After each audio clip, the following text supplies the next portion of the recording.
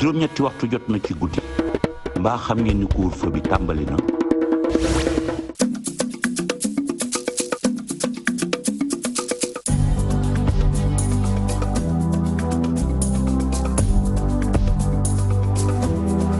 Madame, Monsieur, bonsoir et merci de votre fidélité renouvelée à la TFM et bienvenue dans le 20h de la télévision Futur Média.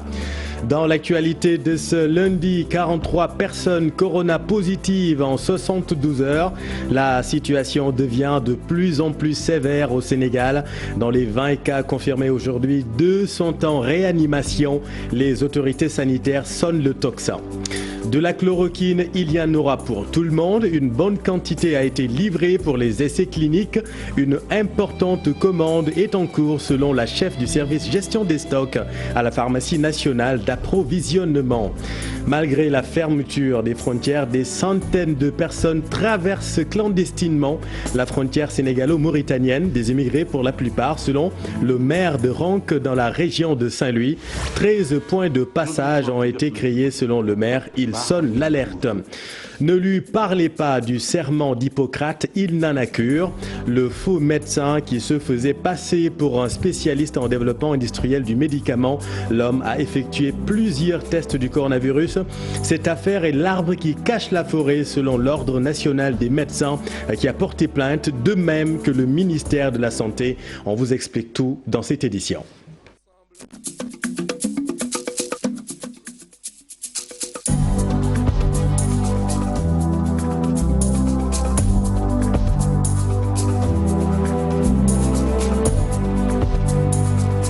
En 72 heures, le Sénégal a enregistré 43 cas de coronavirus, 20 personnes corona positives confirmées aujourd'hui, un record depuis le 2 mars suivant les précisions du docteur Aloyse Waly Diouf. Sur 87 tests réalisés, 20 sont revenus positifs. Il s'agit de 5 cas importés, 14 cas contacts suivis par nos services et 1 cas issu de la transmission communautaire. Un patient hospitalisé a été contrôlé négatif et déclaré guéri.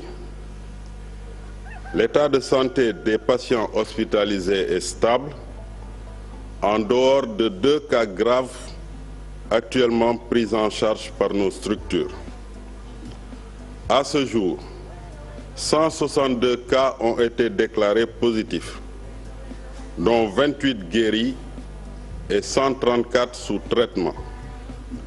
Le ministère de la Santé et de l'Action sociale renouvelle à la population son appel au respect strict des mesures de prévention individuelle et collective. Et puis l'alerte est rouge pour 2 personnes en réanimation, dont une sous assistance respiratoire. Plus inquiétant encore, il s'agit de seniors qui ont des comorbidités. 134 personnes sont sous traitement, un bilan qui pourrait s'alourdir dans les prochains jours, suivant là-dessus les précisions du docteur Abdoulaye Bousso. Comme il a souligné, nous venons d'avoir nos 2 premiers cas graves. Donc ces 2 premiers cas graves, dont un est sous assistance respiratoire. Donc nous avions dit dans nos précédentes communications que c'est des cas qui sont prévisibles. Et avec l'augmentation du nombre de cas, il faut s'attendre à avoir des cas graves.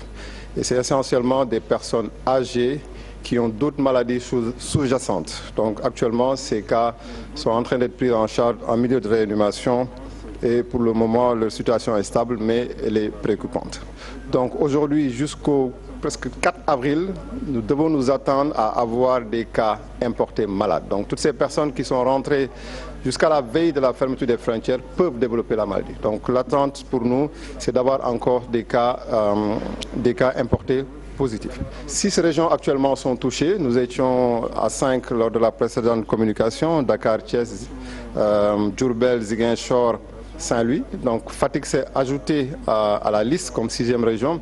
Il y a une particularité sur Fatick. Le cas qui a été diagnostiqué à Fatick, c'est en fait un cas importé qui était dans un transport en commun en route vers Kédougou. Aujourd'hui, il y a 6 régions qui sont touchées et nous avons 20 districts sanitaires sur nos 78 districts sanitaires qui sont touchés dans le pays. 7 sites de prise en charge actuellement sont fonctionnels.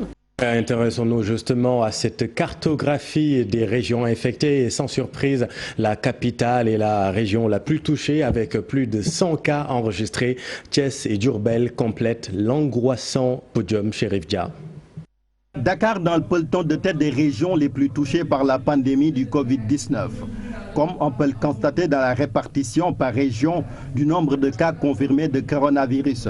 Sur les 162 cas déclarés, 104 sont répertoriés dans la capitale. Dans la cartographie de la propagation du virus, le district sanitaire de Dakar-Ouest, correspondant à l'arrondissement des Almadies, compte le plus grand nombre de cas avec 40. Il est suivi du district sanitaire de Dakar-Sud, dont l'arrondissement de Dakar-Plateau, qui englobe l'Institut d'hygiène sociale et le centre de santé Gaspard Camara.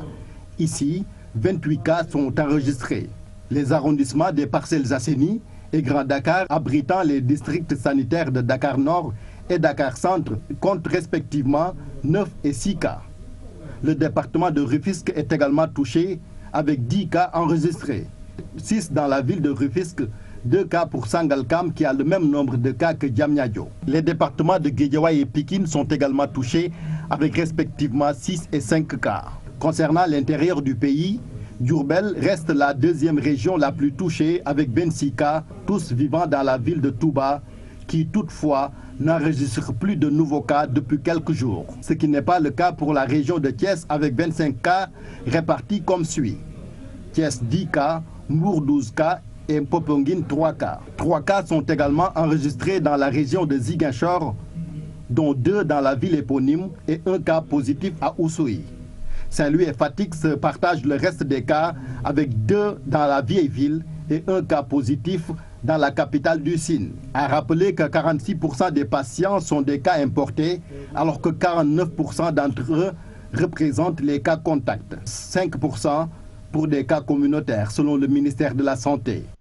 Et à Tambacounda, Chérif, les autorités sanitaires suivent 22 cas suspects au district sanitaire de Goudiri. Selon le médecin-chef de la région, dispose de matériel adéquat pour faire face. Concernant les gendarmes du Garci, bonne nouvelle, ils sont testés négatifs à Kidira. Voyons tout cela avec Moussa Omar Gueye et Amadou Djedjo. Polarisant 5 postes de santé, le district sanitaire de Goudiri a pris toutes les dispositions nécessaires pour barrer la route au Covid-19. Actuellement, il y a des immigrés qui sont suivis. Ils nous viennent des zones. Ils viennent de zones. Le nombre de ces immigrés. Bon, nous avons 22 immigrés pour éviter en fait une contamination de la population. En tout cas, tous les immigrés sont suivis au niveau du district sanitaire de Goudiri. Nous avons à chaque fois les informations sur l'arrivée des immigrés. Nous avons aussi eu la dotation des équipements. Les équipements, c'est les épines. Donc lorsqu'on a un cas suspect, donc on a les épines, tout le matériel, les tubes de prélèvement que nous a doté la région médicale qui nous permettront aussi de faire face aux différents cas suspects. Parce que celui qui encore doute de la présence de la maladie ne fera aucun effort véritablement pour l'éviter. Donc est fortement exposé. Donc si aujourd'hui les gens de la presse arrivent à sensibiliser les gens jusqu'à ce qu'ils soient convaincus qu'il y a la maladie, mais aussi les convaincre de prendre les dispositions, les mesures préventives pour éviter la maladie, là aussi je pense que c'est quelque chose quand même qu'il faudrait fortement s'éveiller. Le médecin-chef de la région médicale, Dr Bayal Sissé, rappelle que sur les 24 cas contacts, 15 sont testés négatifs et les autres sont sous confinement en attendant le délai d'incubation. Il est à noter que le comité régional de gestion des épidémies, dirigé par le gouverneur Omar Mamadou Baldé, a suggéré le confinement des éléments d'élite de la gendarmerie à la caserne du Garci, groupe d'action rapide de surveillance et d'intervention de Kidira. Plus de peur que de mal, les résultats sont négatifs au coronavirus. Merci Moussa Omar. De la chloroquine à volonté, la pharmacie nationale d'approvisionnement rassure sur la disponibilité de la chloroquine. Déjà, une importante quantité a été livrée pour les essais cliniques et une commande est en cours pour rassurer pour une meilleure dotation. Voyons tout cela avec Mambiram Diouf et Amadouba. La distribution des produits en cours pour une dotation suffisante sur l'ensemble du pays, outre les gels hydroalcooliques, masques, combinaisons entre autres dans le cadre de la riposte contre le Covid-19, il existe des produits pour d'autres pathologies. On est obligé actuellement de faire des transferts même par axe, où on met dans un camion tout un axe pour les renforcer en produits tels que gants, masques, alcogel, vraiment au niveau des pharmacies régionales d'approvisionnement pour qu'ils puissent approvisionner les structures sanitaires. La demande elle est très forte, mais avec le fournisseur local, on arrive à avoir des stocks pour gérer la situation. Sur demande du professeur Moussa Seydi, le chef du service des maladies infectieuses et tropicales de l'hôpital Fann, la fourniture de chloroquine a été effectuée. Actuellement, le stock qu'on a provient effectivement d'un grossiste privé qui nous l'a donné. Elle dépasse 800 boîtes là. Elle ne dépasse pas 800 boîtes. Et ce stock-là est mis à disposition pour le professeur Bey qui fait ses essais cliniques et après va donner les résultats qu'il a. Et que même l'hydroxychloroquine n'est pas dans le portefeuille de la PNA, mais on l'a acquis avec le privé pour satisfaire le besoin du professeur par rapport à ses essais. N'empêche, les autorités de la pharmacie nationale d'approvisionnement rassurent, une commande est faite pour une utilisation correcte et efficiente de la chloroquine. La PNA est en train de négocier avec le fabricant pour pouvoir avoir un stock supplémentaire en cas de besoin. 65 000 masques chirurgicaux, 173 831 gants d'examen, 14 116 gants stérilisés pour la chirurgie, s'y ajoutent des masques FFP2, 54 476, 35 759 alcogel flacons distribués à ce jour pour une meilleure lutte. Les masques, éléments indispensables dans l'arsenal de guerre contre le coronavirus. Face à sa raréfaction, des Sénégalais ont recours au système D. Des tailleurs fabriquent et commercialisent ces masques. Alors, quelle efficacité et quelle valeur scientifique? Élément de réponse dans ce reportage de Alassane Ba et Youssou Baro. Un masque lui prend maximum 10 minutes. Pour un travail de qualité, il faut 10 minutes. Maximum d'une durée 10 minutes. Et pour y arriver, Mbaye Faye a besoin de mouchoirs, tissu renfort, biocoton et élastique. Sinon aussi, nous pouvons utiliser tout simplement un tissu. Et avec ce masque, vous pouvez le laver.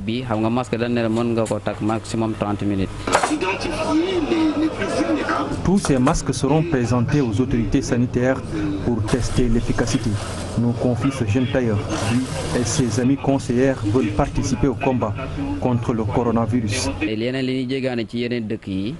Vous savez, tout ce que nous importons, nous pouvons le produire ici. C'est pourquoi nous avons voulu jouer notre partition avec l'aide et les conseils de la nommée Maïmouna Bousso et du professeur Amsatou Sidibé. Ce n'est pas un masque pour médecins, mais c'est juste pour la population. Nous nous rendrons au ministère de la Santé et à l'université pour tester l'efficacité. Nous avons demandé à un expert, il nous a envoyé la définition des caractéristiques d'un masque en tissu. La texture des tissus doit avoir une capacité maximale de rétention des aérosols ou poussières. Tissu en mélange de coton et de polyester. Le masque doit bien se coller au visage. Le masque doit bien tenir lorsqu'on bouge la tête. Un petit conseil avant de mettre un masque en tissu, lavez-vous d'abord les mains avec une solution hydroalcoolique ou avec de l'eau et du savon. Évitez de le toucher une fois sur le visage. Et oui, Alassane, les tailleurs sénégalais ne manquent pas d'imagination. Merci beaucoup. Vaste opération de désinfection à Pikine. Le département a enregistré, vous le savez, des cas positifs. D'autres cas suspects sont sous surveillance. Les 16 communes du département seront désinfectées par les soldats de l'hygiène qui sont sur le pied de guerre. Vous allez le voir dans ce reportage de Habib Faye et Asmali Diop.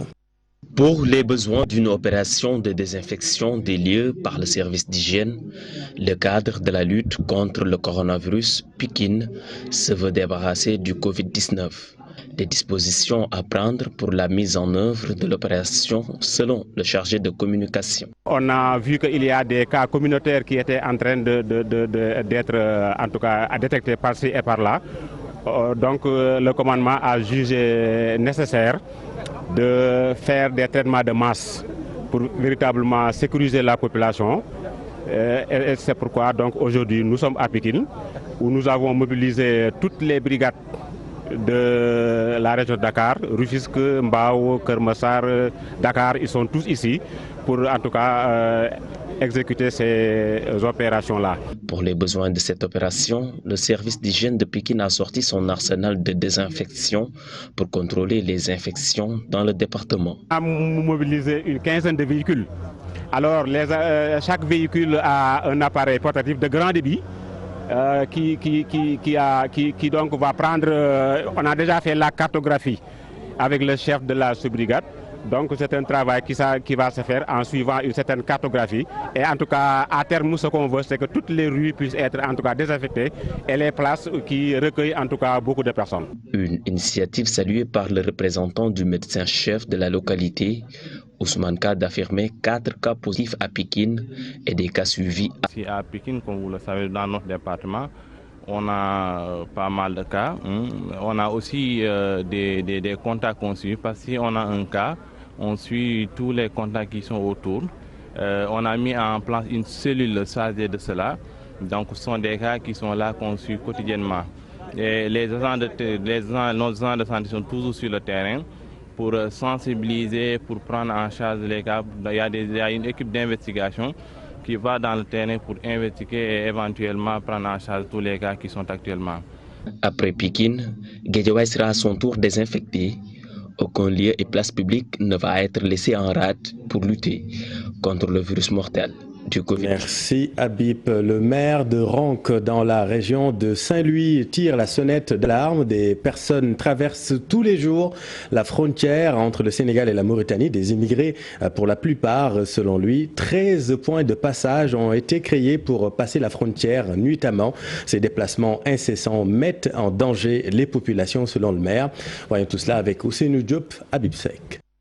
Rank est une commune de 46 villages. Ici, les points de passage clandestins sont multiples, selon le maire, malgré la fermeture des frontières terrestres entre le Sénégal et la Mauritanie. L'édile de Rank tire la sonnette d'alarme après avoir constaté le passage illégal de personnes venant de la Mauritanie. Amadou Tidiane Ndiaye invite l'État à mettre fin à ce trafic entretenu par des piroguiers véreux qui risquent de participer à la propagation du coronavirus.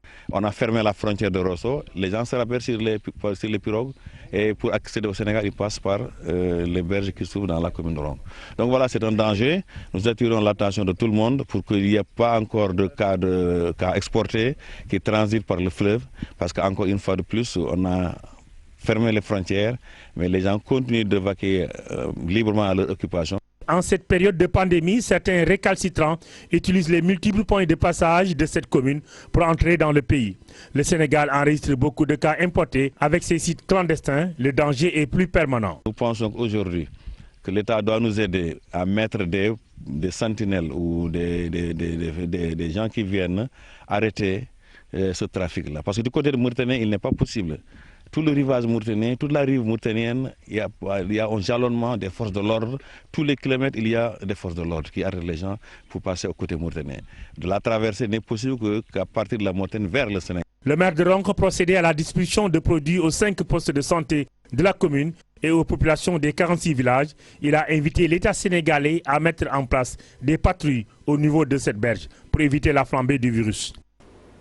Merci Ousseynou. Et puis retenez à l'Assemblée nationale l'examination du projet de loi habilitant le président de la République à prendre par ordonnance des mesures relevant du domaine de la loi pour faire face à la pandémie du Covid-19.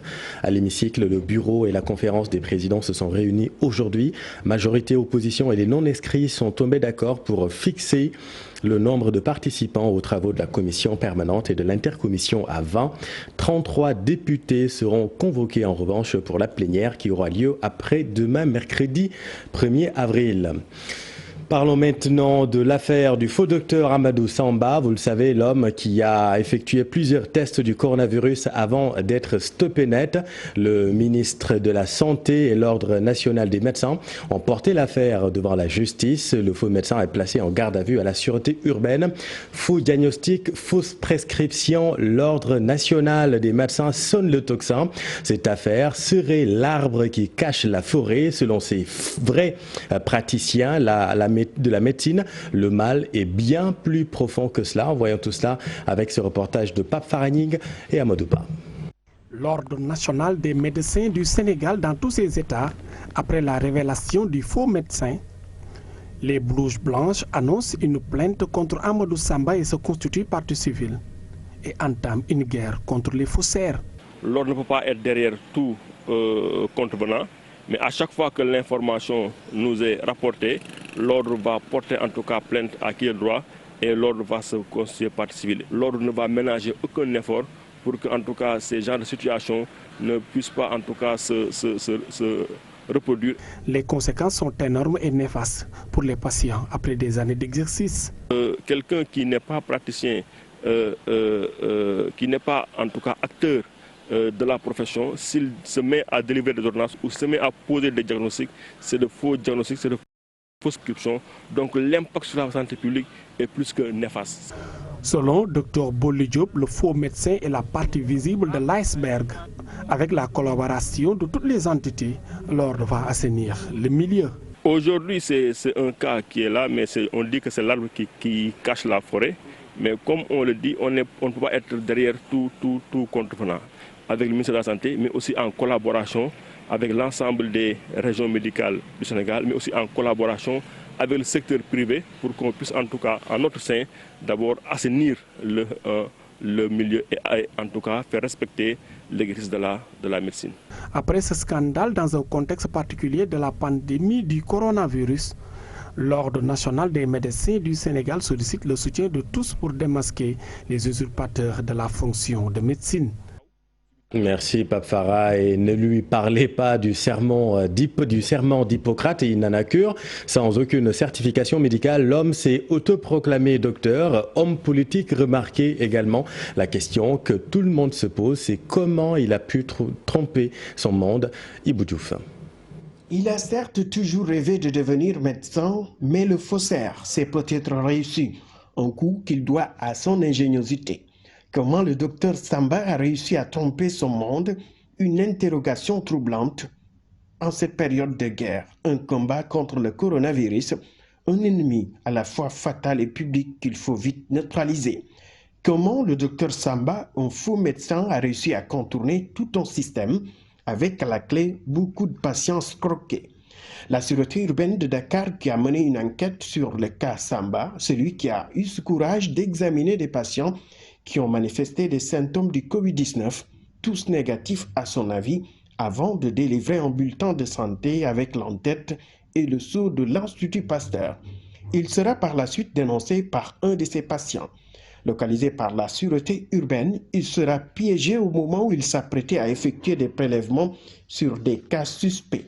Plus intriguant, le docteur Samba n'a aucun diplôme dans le domaine médical, même s'il a fréquenté la faculté de médecine. Et pourtant, il a sa carte professionnelle délivrée par le ministère de la Santé et son cabinet à Rufisque. La perquisition de son domicile a permis de trouver un lot de prélèvements sanguins, des bulletins d'analyse, un stock de thermoflash. Dr Samba aimait dire à ses interlocuteurs qui est médecin spécialisé en développement industriel du médicament et titulaire exécutif d'un MBA à l'ISM. Acteur politique et membre de l'APR, membre également du cercle des cadres républicains que dirige le ministre Abdoulaye Diouf Sarr.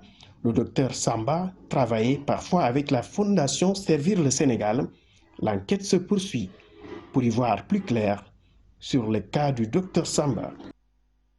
Et les Rufisquois s'interrogent. Rufisque, la ville natale du faux docteur démasqué.